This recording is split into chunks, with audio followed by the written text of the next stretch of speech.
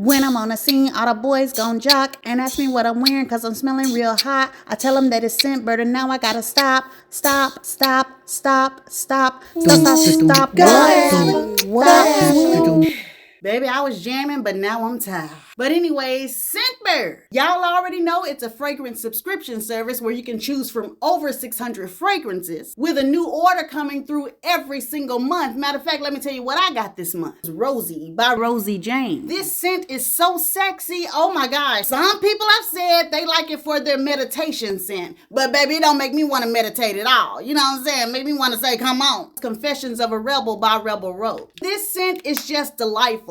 To me, it's more of a scent that you would wear on a date or maybe in the daytime when you're hanging out with some of your friends. Versace pour Homme, and that means for him in French. That's right. I got my husband a fragrance too, baby. He been walking around here smelling like $1,000,000. Now, every scent I just talked about, y'all need to go get those scents for yourselves. Think of it as a Christmas present to yourself. Heck, buy a subscription for somebody else. Gift it to them.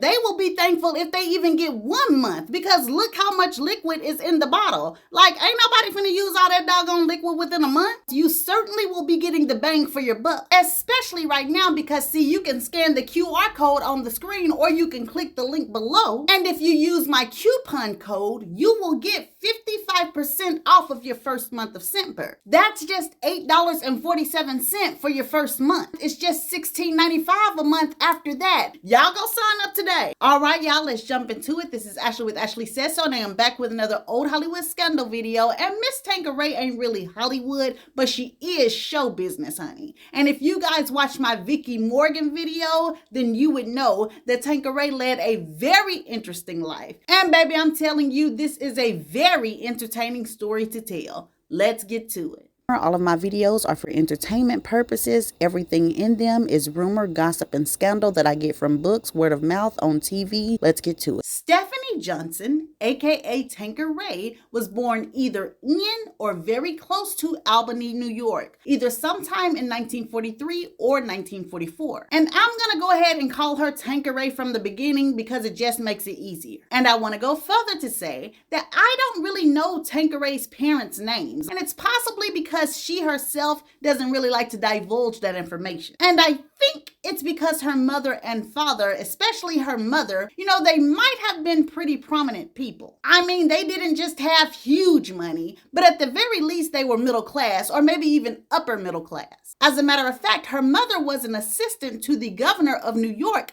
Thomas Dewey. And back in the 1940s, this was unheard of for a black woman. And I'm sad to say this, but when it came to Tanqueray's book that you all need to go buy right now because I cannot tell her whole story in this video. But anyway, in this book, she kind of insinuated that her mother may have done some, strange things in order to move up the corporate ladder. And even more sadly, it really seems like Tanqueray's mother would have slept with people or done anything to fit into what she felt like was a white person's world. Per Tanqueray, her mother was very abusive to her coming up. She would tell Tanqueray that she wished she had married a light-skinned man instead of Tanqueray's father, because therefore Tanqueray would have come out with better skin, more light skin. She would have been prettier. She also would beat Tanqueray for the smallest offense. She wanted proper speaking in her home. She couldn't stand when Tanqueray or anybody else talked or acted black. And because of these things that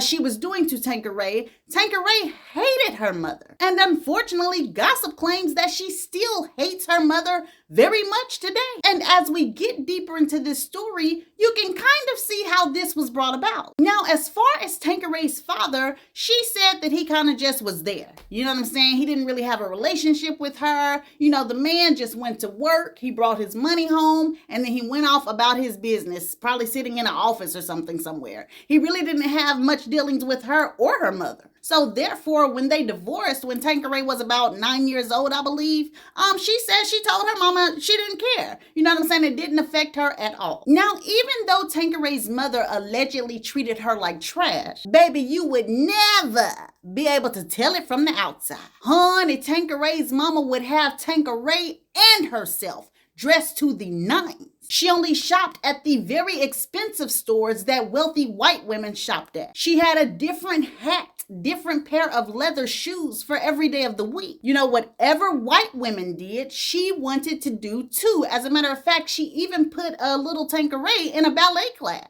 And of course, she had Tanqueray going to a private school that was all white. The family, of course, lived in an all-white neighborhood as well. And if it was up to Tanqueray's mother, Tanqueray would have had only white friends. That's all she wanted. But Tanqueray didn't want just only white friends. She wanted black friends. And so she made a black friend. And this girl was from the poorer side of town. You know, she was from the other side of the tracks. And Tanqueray used to bring the little girl home with her, you know, so they could play together. But she said her mother used to always do stuff to embarrass the little black girl. You know, the mama would start out of nowhere using big, huge words that Tanqueray didn't even know what it meant. And if the little girl stayed for dinner, the mama would do something petty, like lay out a napkin with 3 forks on it. And then she would snicker and sometimes possibly even belly laugh when the little black girl would probably pick up the salad fork, you know, the fork that was meant for salad, and be using it to eat her dinner. And I truly think Tanqueray, seeing the way that her mother talked about black people, treated black people, also the way her mother tried to force her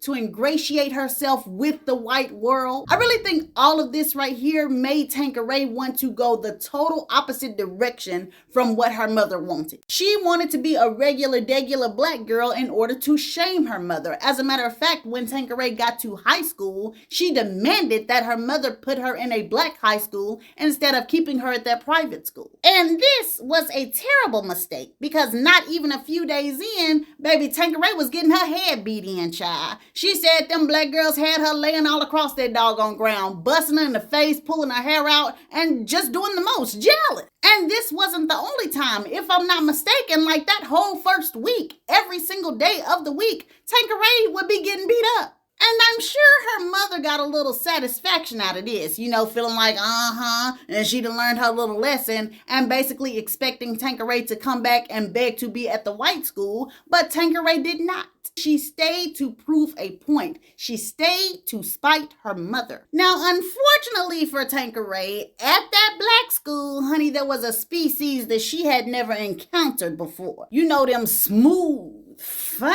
lying behind black boys. Y'all girls know what I'm talking about. Y'all didn't mess with them before. What we call them on this channel, them cats. Well, anyway, Tanqueray ended up getting acquainted with one of these cats. And it wasn't long before he had her laying on her living room couch, sitting up giving up the TT. Now the folks say that the way the boy got Tanqueray is he actually told her if she would give him some, he would take her to prom. But child, why come that dude ended up being a dusty named Rusty? Because when the prom night came around, Tanqueray was all put together, you know, waiting on her ride. The dude never showed up. Not only did he not show up to pick her up, he never called her anything. So Tanqueray is just like, you know, well, maybe he wanted me to meet him at the prom. So she goes to the prom looking for Rusty the Dusty, and he's sitting over there with a white girl who was his real date for prom. So you know Tanqueray was sitting up there with her hair blew back. But she didn't hurt too long because another cat came into her life. And this was an older guy. Oh, honey, this guy had a car. You know, he would get Tanqueray gifts. So she was really head over heels for this guy.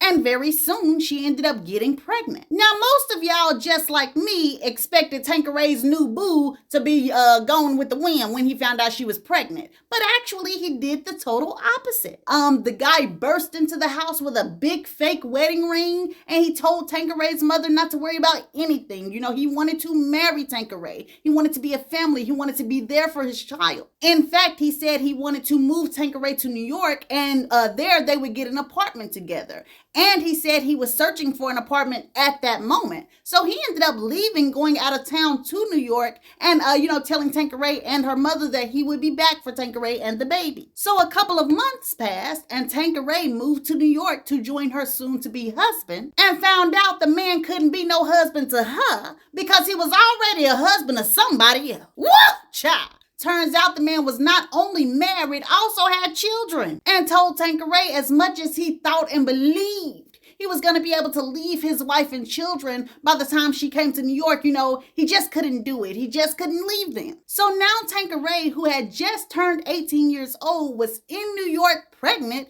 and she was stranded. But here's the crazy part. She was so happy to get away from her mother and to get out of her mother's house, she decided she was going to make a life for herself in New York. But since she had not brought all of her belongings, especially her important belongings, on this trip, she needed to go back to her mother's house and retain these things. So she caught a bus back to Albany, and she waited until it was late into the night when she felt like her mother was asleep, and then she went to the side of the house to her room, opened up her window, and she snuck into the house and got the belongings that she needed. Tanqueray was on her way out of the window when she heard a click and looked back, and it was her mother that had turned on the lights. Not only had her mother turned on the lights, child, she started screaming, "Ah, help! Somebody breaking into my house! It's a burglar! It's a burglar!" Looking Tanqueray dead in the face, dead in the eyes, screaming for her life, child. "Call the police! Call the police!" In fact, she called the police on Tanqueray and told the police that it was a burglar in her home. So the police came and took Tanqueray's curly head on to jail. And then when her trial date came up, the judge told her that she had two options. The first option was to give up her child and then move home with her mother. And the second option was to go to jail. Tanqueray told the judge, "Oh, Judge, don't worry about it. I'll do you one better.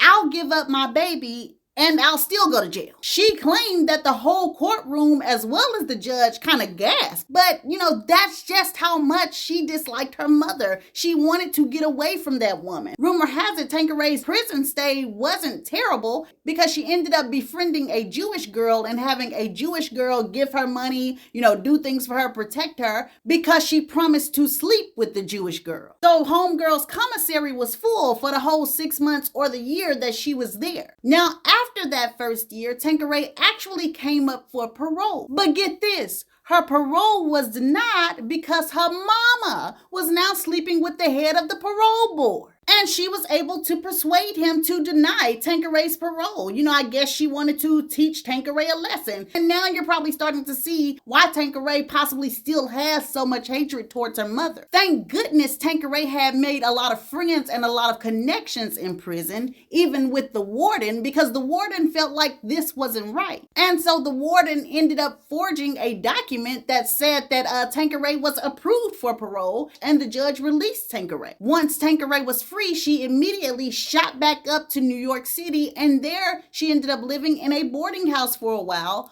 working for a sewing factory. Now, since Tanqueray had a little money in her pocket, she started to go out to clubs, and she also started to go out to Harlem house parties. And it was actually while she was at one of those clubs that she ended up meeting a pimp named Silky, and she began working for him, not as one of his streetwalkers, but one of his boosters. She would steal minks and other luxury clothing items, and then she would sell it to the mafiosos for themselves or for their wives. And then she would also sell her products to upscale escorts and upscale go-go dancers. And because Tanqueray was around those go-go dancers all the time, she started to fall in love with dancing herself. But the clubs that she wanted to do it at did not book black women. But when she went to work at the black clubs down in Harlem, she didn't like the way the black women were jumping up and looking like Zulus and shaking like a chicken. And before anybody say that's offensive and all this kind of stuff, I'm not the one that said that them women were shaking like some Zulus. That's actually Tanqueray's real words. However, I was the one that said that they were shaking looking like some chickens. That's just some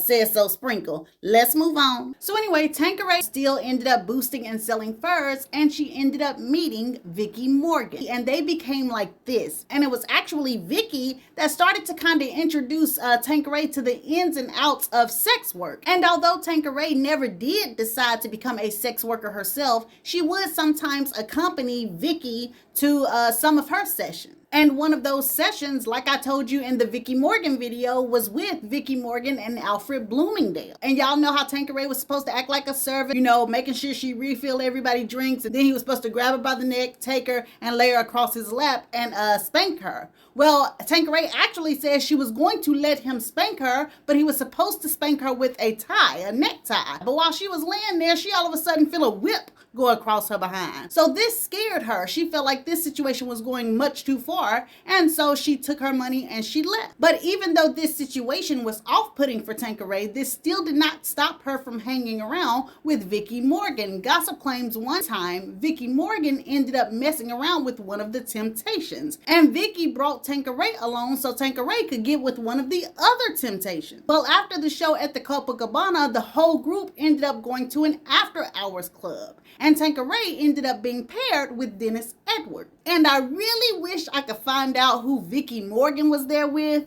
because I don't know why, but I really feel like it was Otis Williams, but I don't know that for sure. But anyways, everybody's sitting at the after hours club, you know, Tanqueray, Dennis, Vicky, her man, and the rest of the other temps, and all of a sudden, James Brown comes to the table. Ow! Look at you. You black some of my bitches. I thought you boys were smarter than that. You're the Temptations, all right.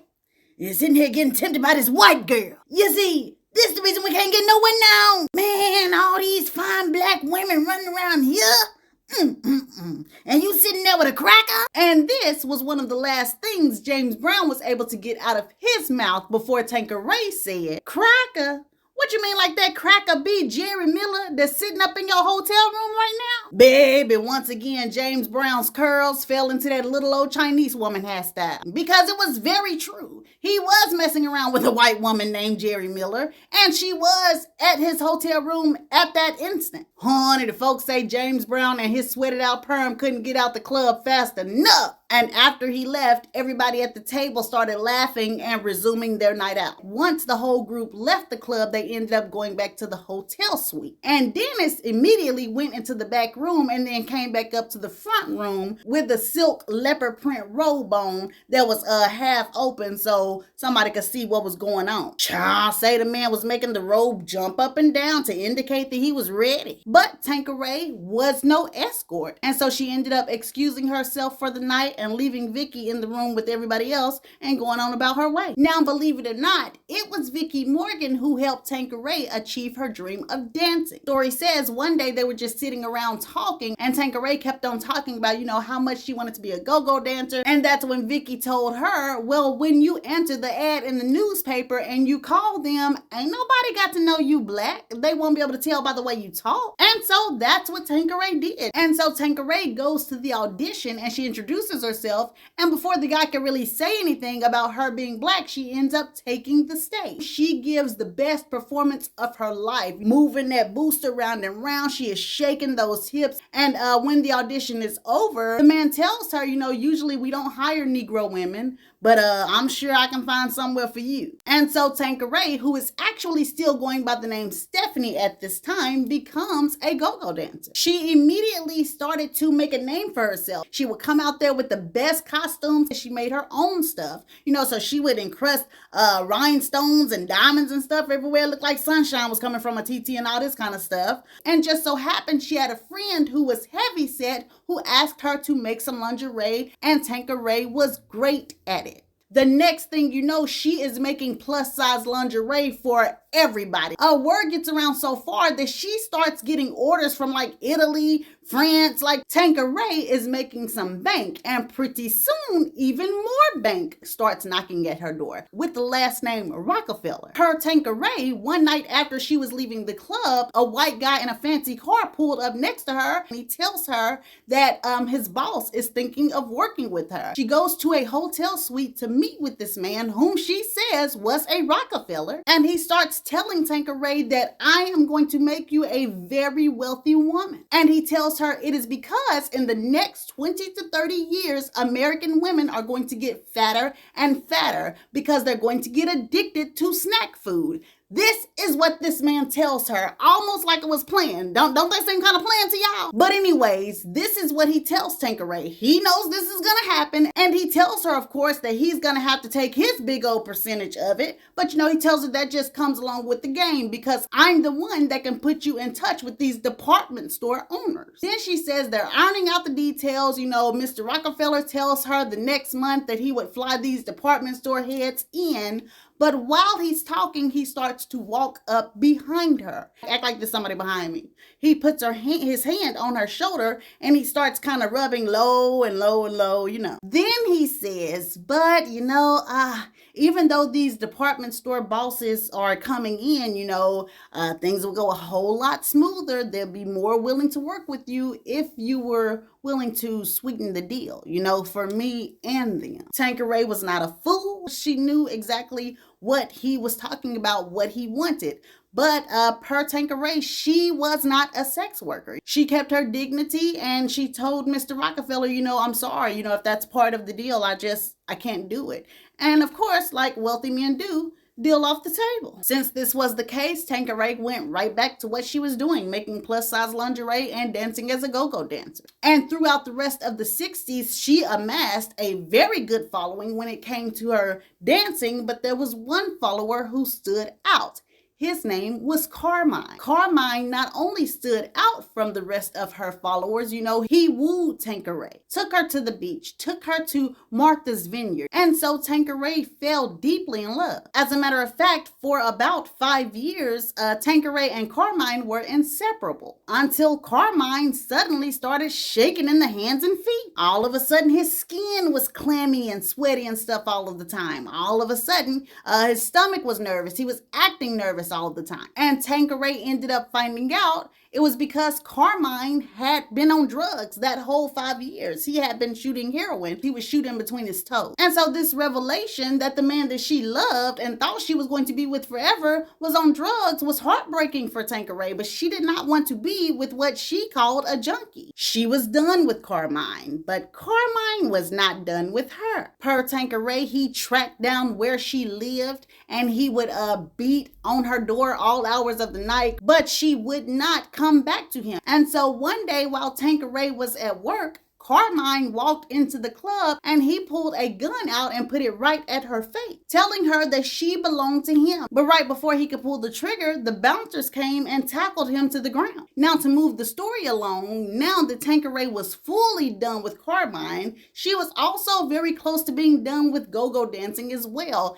It just was not bringing in the money it needed to bring in. And it was mostly because the girls who performed burlesque dancers, which, let's just be real, is a fancy word for strippers, they were starting to do a lot of dirty tricks. And so the men, of course, would come to see the burlesque dancer. And so Tanqueray decided that, she may as well be a burlesque dancer. But she didn't want to be just a regular house burlesque dancer. The house burlesque dancers, let's say you go to a strip club, they're just the ones dancing around the bar, they dancing on stage, but they're not the feature. Tanqueray wanted to be the feature burlesque dancer because those girls were making about $5,000 a night. Heck, you had one feature that was making $10,000 a night. Her name was Monica Kennedy. Let me tell you about Monica Kennedy. Gossip claims at one of her shows, she had an assistant hand a champagne glass to every single man on the front row. So I think they said it was like 40 guys on the front row. Then she got on stage and she did a little dance, and then she told all of those men on the front row, to unzip, and then she told them to take that champagne and pour it on their Jimmy. And then got off of that stage and she throat-boated 40 Jimmys on the front row. Then had the men come on stage and eat a hot dog from out of her,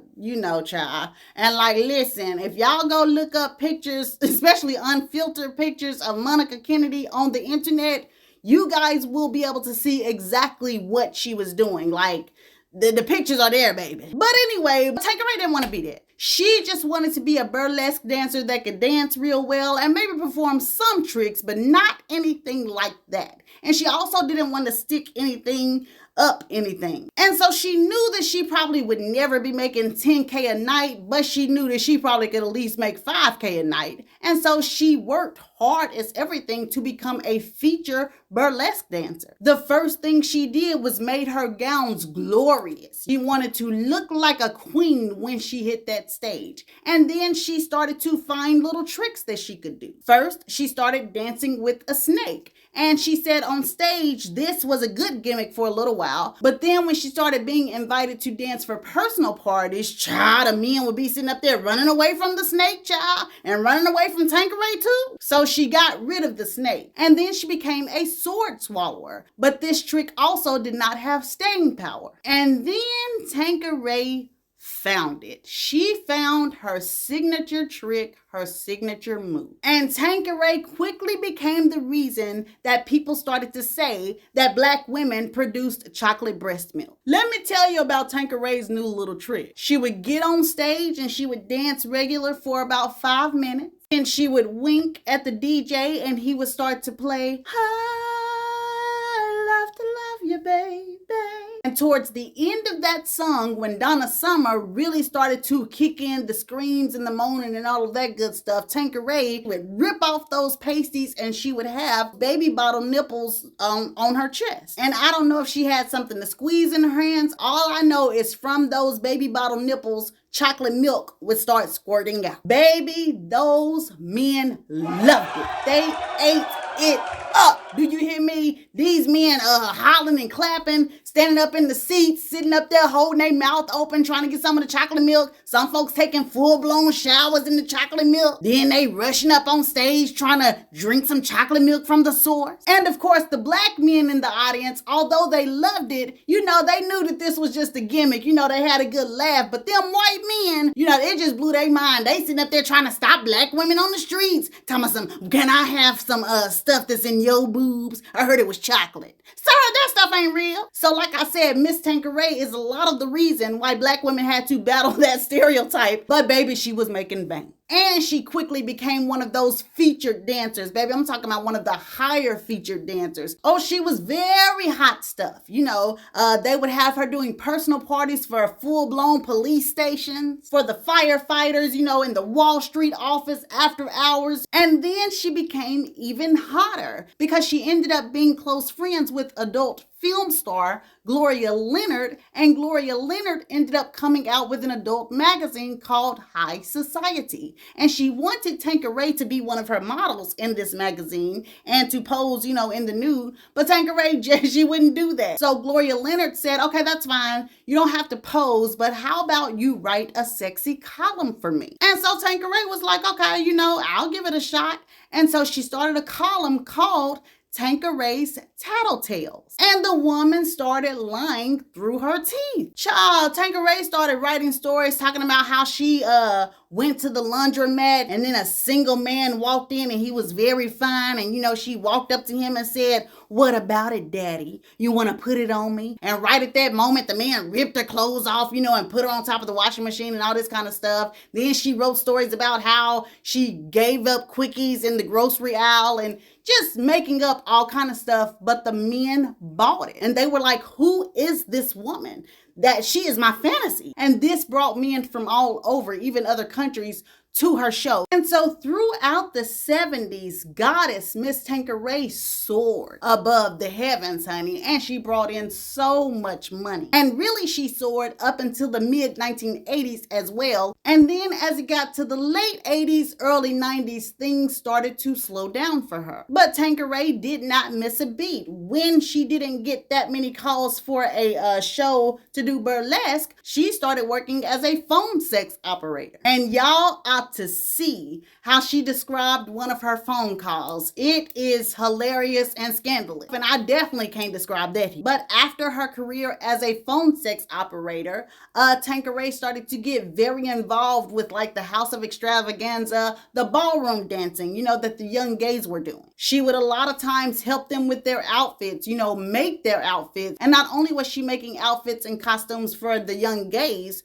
she was also making outfits for regular models. So she was still bringing in pretty good money. Now, Tanqueray did get married again. In fact, she ended up marrying a man in prison. But about a month in, she ended up coming for a visit and she saw him sitting at the visiting table beside his side chick. Ain't that a shame? How is a dude finna cheat in prison? Didn't matter. Tanqueray dropped him immediately. Now, I know that she at least did have 2 children over her lifetime, but I'm not going to discuss them on this video because I think it's kind of a sore subject between them and their mother because of the life Tanqueray led. And that is mainly it for the story involving Tanqueray. But what about Stephanie? You see, Stephanie and Tanqueray were 2 different people. And so allegedly, Tanqueray, aka Stephanie, kind of went through a depression as she got older because everybody knew and loved Tanqueray. And Stephanie had no fans. And I think that was a lot on Stephanie, or aka Tanqueray, especially because during her dancing years, she was wearing those high heels. Once she got older, it damaged the muscles in her legs. So eventually she had to end up in a wheelchair. And so, like I said, she did go through somewhat of depression, but she ended up eventually just getting on with it. That was life. And so right now today, Tanqueray, aka Stephanie, is around 80 years old. She lives in New York. As a matter of fact, the only reason that we know her story or even have her book is because she did an interview for a publication called Humans of New York in the year 2019. And so this is the end of the old Hollywood scandalous tale of Miss Tanqueray, aka Miss Stephanie Johnson. I hope you guys enjoyed this story. If you did,